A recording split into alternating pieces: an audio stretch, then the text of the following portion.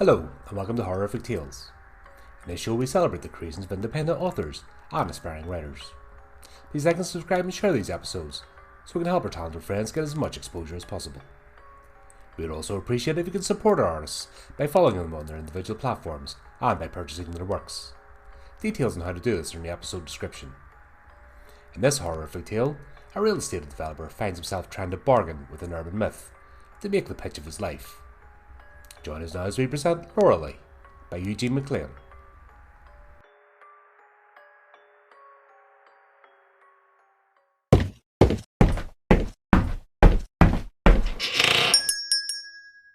"You better get to making things right before it's too late, Michael Bennett," grumbled the old woman in the corner of the store, through a near toothless mouth stained with chewing tobacco.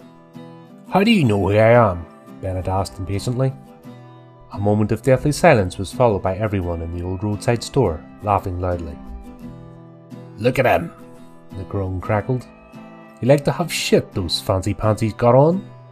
The only person other than the brunt of the joke that apparently found no humour in the conversation was a grizzled old man behind the counter.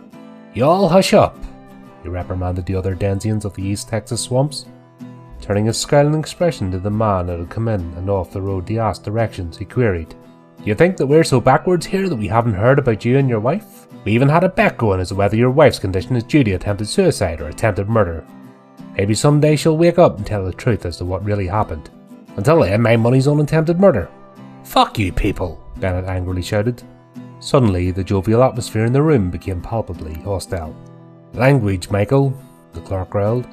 "Before I send you and your disrespectful mouth down the road to the damnation waiting for you, I'll give you the directions to the Sparks place.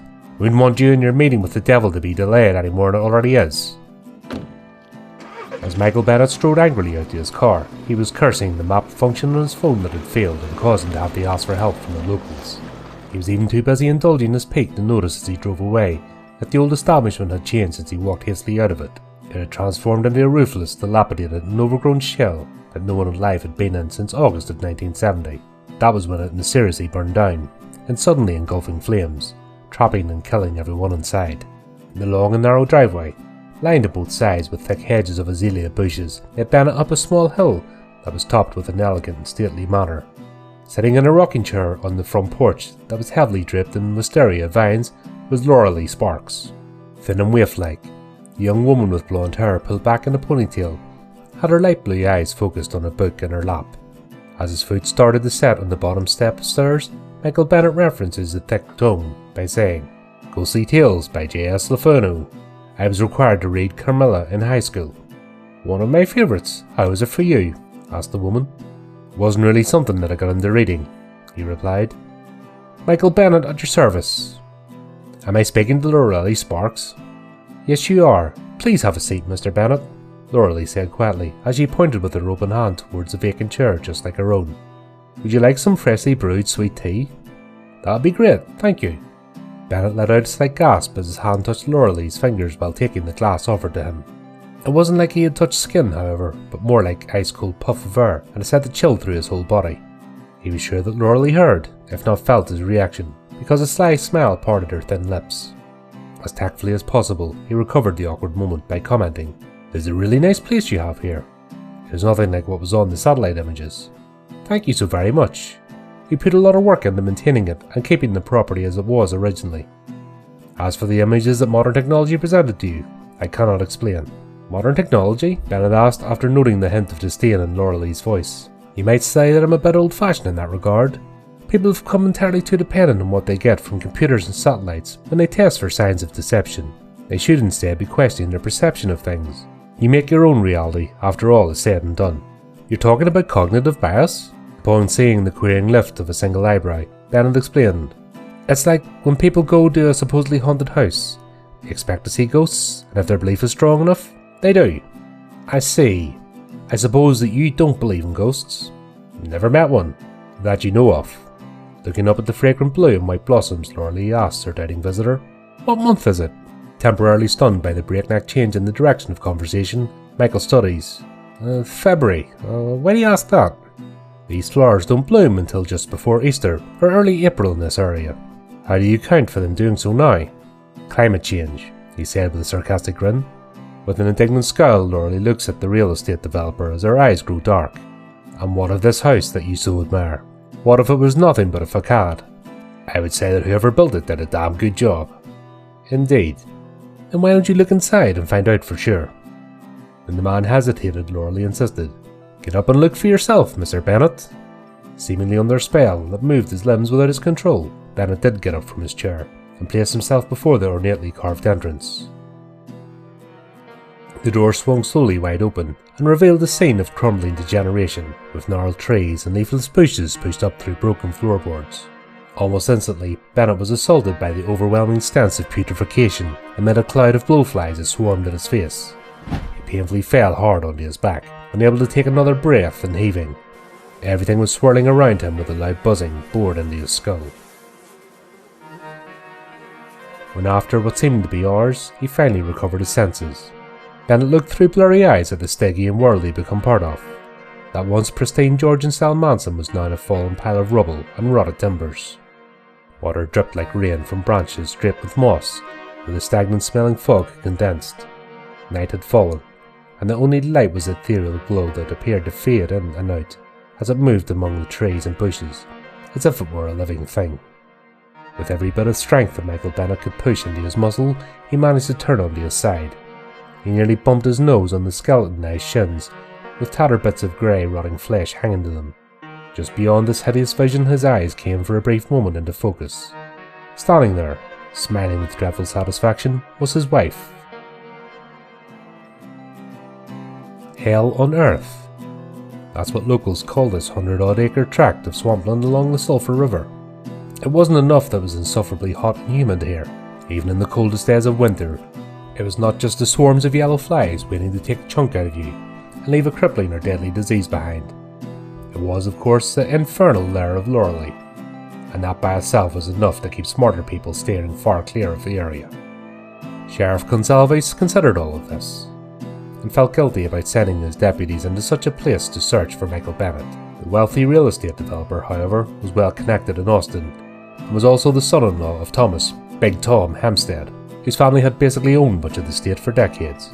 It was therefore a convenient excuse for Gonsalves to wait for the oil and gas magnate's arrival outside the gate of the old estate. The acreage the sheriff stood in front of had not always been cursed. Back before the War of Northern Aggression, it had been a private river-bottom farmland. The carpetbagger James Sparks had married a 16-year-old Loreley Olsen to get his grubby hands on it after the girls had been orphaned by the combination of war and typhus. The prosperity that such holdings rendered to Sparks was short-lived, however. Not long after he had placed the old farmhouse with a grand manor, he returned home drunk and belligerent from a night in town, and argued with his young and pregnant wife. The confrontation turned violent, and the resultant beating that Loreley received caused her to lose her unborn child. According to the story, when her husband came back some days later from a business trip to Houston, Loreley met him in the parlour with the fetus in one bloody hand and a razor-sharp butcher's knife in the other. Loreley was a slight girl and weak from blood loss. Her husband's entire body would have been far too cumbersome for her to drag all the way down to the river, so she proceeded to put the large knife to its intended use. The alligators that dwelt in nearly impenetrable riverside swamps would dine especially well that night. At least that was the plan. Suffering near total exhaustion, Loreley stepped too close to the river's muddy water to heave the last Sparks' remains into it, slipped and fell in. Without the strength to extricate herself, she drowned. Thus began the legend of Loreley. The sheriff's reverie was suddenly broken by the sound of a large SUV's tires crunching gravel. Tom Hempstead may have lived up to his big nickname in his youth, but not now. The suit that climbed out of the rich man's toy seemed a bit too large for the withered old man it was draped on. Gonsalves walked up and asked, "Mr. Hempstead?" "Yes," said the man, as he ignored the hand presented to him to shake in the traditional gentleman's greeting. "What's the status of your search?" Not surprised by the gesture, or lack of it, the county's chief law enforcer dropped his hand and said bluntly, "Still looking." "Why out here?" Sale pinged to this approximate location. Even though he knew the answer to the next question, Gonsalves asked anyway, "Did your daughter accompany you?" It had been all over the news that Tamara Hempstead Bennett had tried to kill herself after learning of her husband's infidelity. She was in a coma for the last 3 months since then. It was therefore not surprising that Tom responded to his pop quiz by glaring angrily and spitting out, "No." Just as the sheriff started to continue his question and answer with Hempstead, the two-way on his hip buzzed, Over the crackle of heavy interference came the voice of Sergeant Edwards. We found him, Sheriff, or what's left of him. Right where you said it would be, in the ruins of the old house. Looks like Loreley got another one. You sure about that ID? The wedding ring in his left hand we found is real unusual. It matches the one that was pictured on the building. Got it. Send the GPS coordinates to me, and I'll send in the CSI people when they get there. Sending now. Here, what the hell is Loreley? The old man asked, in a quivering squeak of a voice. Gonsalves confirmed receipt of the GPS before turning a sideways look in Hampstead's direction. I take it you haven't heard of the most famous of local residents. With no answer forthcoming from his guest, Gonsalves continued. Loreley is the vengeful spirit that haunts these woods, and carves up like Christmas turkey any one of us male-type individuals who abuse the trust of their significant other. Bullshit. Maybe BS, sir, but there are a lot of folks around here that believe it. The sheriff pointed to a large heap of stones rounded and smooth by the river. For instance, that pile over there is considered to be a kind of altar to Loreley. Spurned on or abused women take a rock from that river and leave a note explaining their situation, and hoping that Loreley will take care of business for them. To sweeten the request, it is a tradition to leave money. Turning his eyes skywards in incredulity, Hampstead grumbles, "Why doesn't someone just move the rock pile?" It's been done. They show back up like they were never disturbed a day or two later. Anyway, most folks these days don't walk around with dollars or change in their pockets. There's a lot of plastic now that gets shoved among the rocks. Like this credit card we found with your daughter's name on it.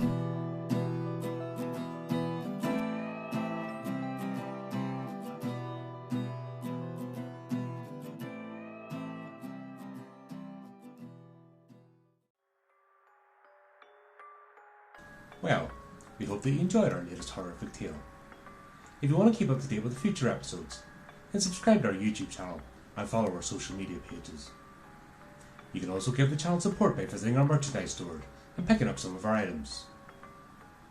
Please also take a moment to support our contributing artists who very kindly lend their talents to the show. Check out the links in the description on how you can do this. Well, that just leaves me to say, until next time my friends, keep it creepy, keep it horrorific.